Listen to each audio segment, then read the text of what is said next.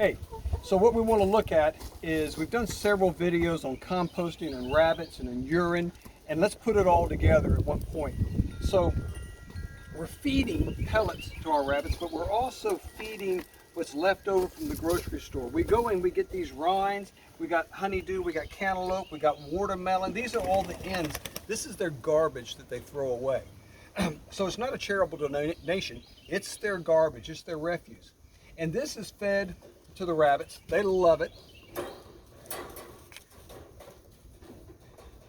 Throw some in. These are my bucks down here, my does are above. So the rabbits' pellets from underneath and urine is going directly in. These rinds are dropping down into the compost pile and just rotting away down here. Now our compost bin beneath our rabbitry is on these slides, so I could open it completely up. I can get the loader in here and get it out if I want to, but you know, this gives us complete access to it. So let me show you what else we're doing here. Is we've got these corrugated sheets on an angle, and see, this is catching all of the pellets. So these pellets are just dumped right into the rabbit. The rabbit pellets are dumped right straight into the compost bin. And this is just one of them that we have here. And see, Mama is urinating right now, and that's going to run down this trough all the way to the end where we're collecting the rabbit urine here, and then when this gets filled, we put it into 5-gallon jugs. That goes out to the garden. And remember that that's not only fertilizer, but it's a pest control and an insecticide, depending on what strength you mix it. If you mix it 2 to 1, you can use it as a pesticide and insecticide. And if you use it 7 to 1, 10 to 1, you can spray it on as a fertilizer, put it on the ground as a fertilizer. But remember, the pellets are a cool fertilizer. The urine is hotter, so you have to put some water in it. Not like chicken, where it's so hot, it's full of nitrogen. But I'll tell you, and I've said it before, that all of the nitrogen that we used to produce all of our corn came from rabbit urine. It's that rich. So let me take a look at it. I'll dig right down in there if we can. So after the pellets have been dumped in, after the chickens have been in here migrating around, rabbit urine is being dropped in here. I don't know if you can see, here's old rind, but I'm going to dig down in here and start pulling back the top so you can see what it looks like underneath. So underneath, this is what we end up with.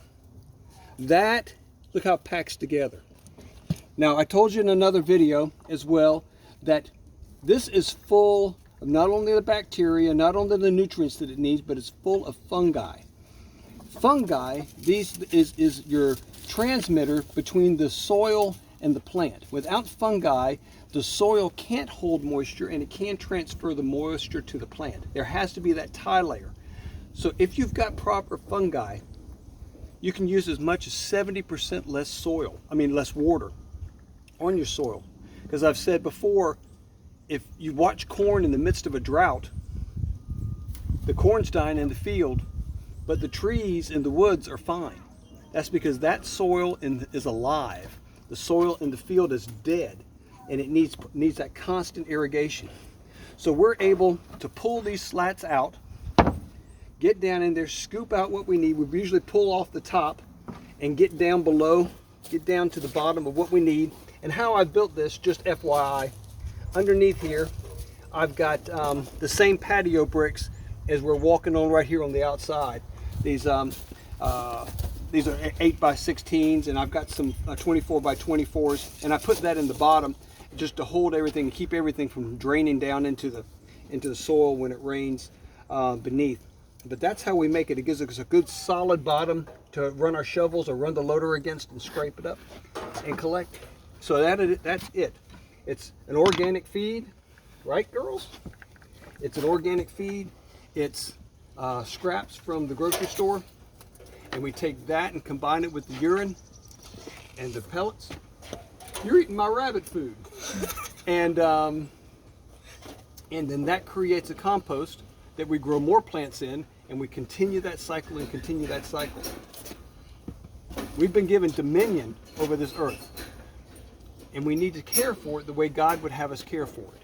And that's just makes good sense, that we use the things that God has given us and laid out for us and make use of it, rather than having to do something that's commercial or not natural. On this small scale, it works perfectly, and it gives us a good biblical worldview to put in front of little girls so that they grow up understanding how God has created this world to operate and see the beauty and the glory in all that we do, from breeding rabbits to collecting eggs from chickens and from composting our soil. Amen. It's a good thing, and it's a good day. So amen. We are farming away. It's that time of year we're getting ready to plant potatoes. So go and cut out eyes and plant potatoes in our chips so that they're so easy to dig up. We'll just pull them right out of the ground. Amen. Amen.